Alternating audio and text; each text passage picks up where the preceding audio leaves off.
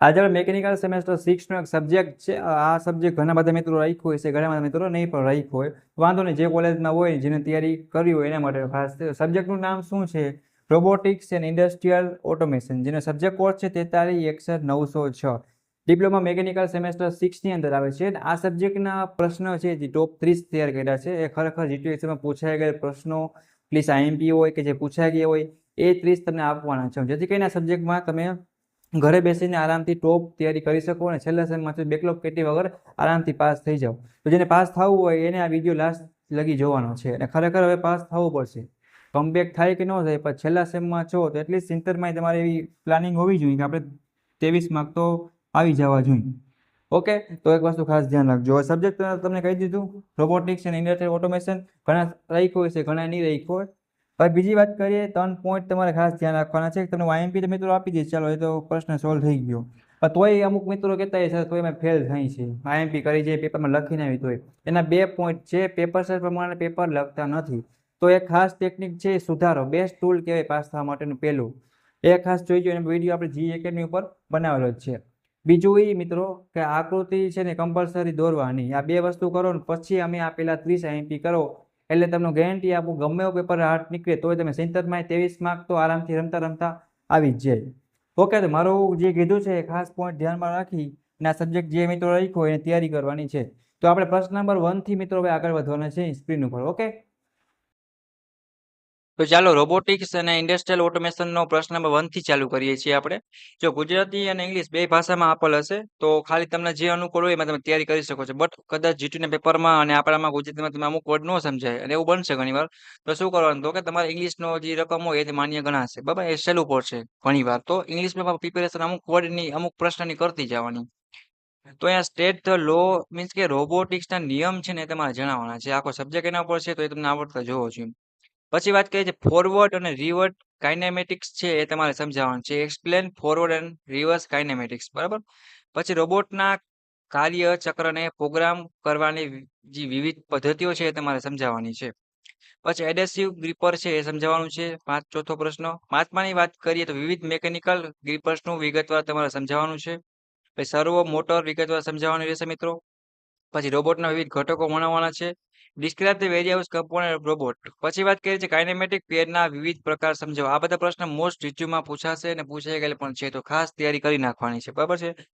પછી જો તમને એક એક્ઝામ્પલ આપ્યું છે એ પણ ખાસ તમે તમારી રીતે જોઈ લેજો. પછી ડિગ્રી ઓફ ફ્રીડમની વ્યાખ્યા કરો. આ પણ પૂછાય છે અને આ કોન્સેપ્ટ આપણે આવડતો જ હોવો જોઈએ. બરોબર. પછી નેક્સ્ટ વાત કરીએ તો રોબોટની મિકેનિકલ કોન્ફિગ્યુરેશન છે એ તમારે સમજાવવાની છે. જો કોન્ફિગ્યુરેશન, બરાબર.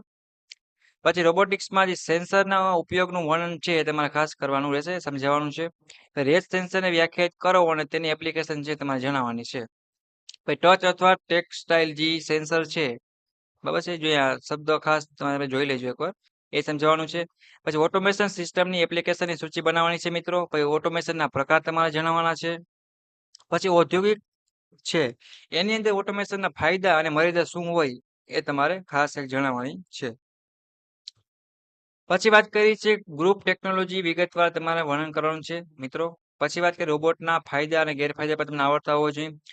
પછી શું કીધું કે એક્યુરેટર્સ છે એ તમારા સિસ્ટમનો બ્લોક ડાયાગ્રામ છે એ તમારે દોરવાનું છે અને એક્યુરેટરની પસંદગીને અસર કરતા પરિબળ છે એ તમારે લિસ્ટ બનાવવાની છે અથવા લખવાના છે.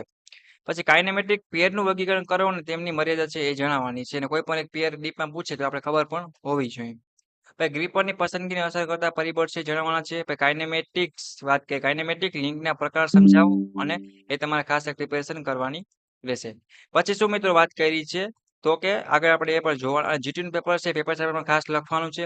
વિવિધ પ્રકારના પ્રોક્સિમિટી સેન્સર છે એ તમારે સમજાવવાના છે. વિવિધ પ્રકારના સેન્સરની યાદી બનાવવાની છે. 25મો પ્રશ્ન. પછી વાત કરીએ યોગ્ય સેન્સર પસંદગી કરવાની પ્રક્રિયાઓ છે એ તમારે સમજાવવાની છે. પછી ફ્લેક્સિબલ મેન્યુફેક્ચરિંગ સિસ્ટમ છે એ પણ તમારે સમજાવવાનું છે. વિવિધ પ્રકારના ઓટોમેશન જણાવવાના અને ઉપયોગ સાથે લખવાના છે.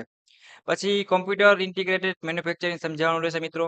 પછી શું વાત કરી કે મેકેનાઇઝેશન અને ઓટોમેશન છે એ પણ તમારે અલગ તફાવત પૂછ્યો છે.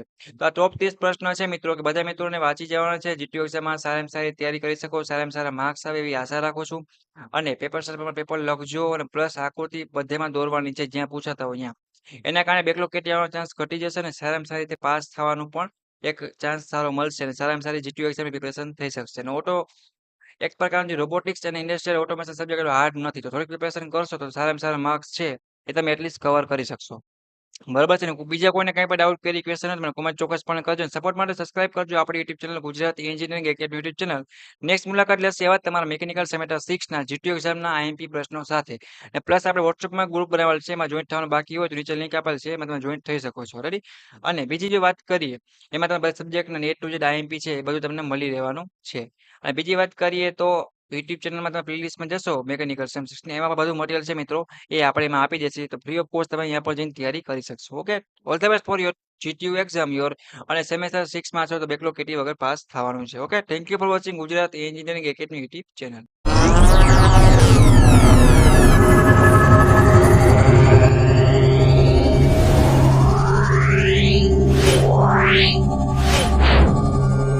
Yeah.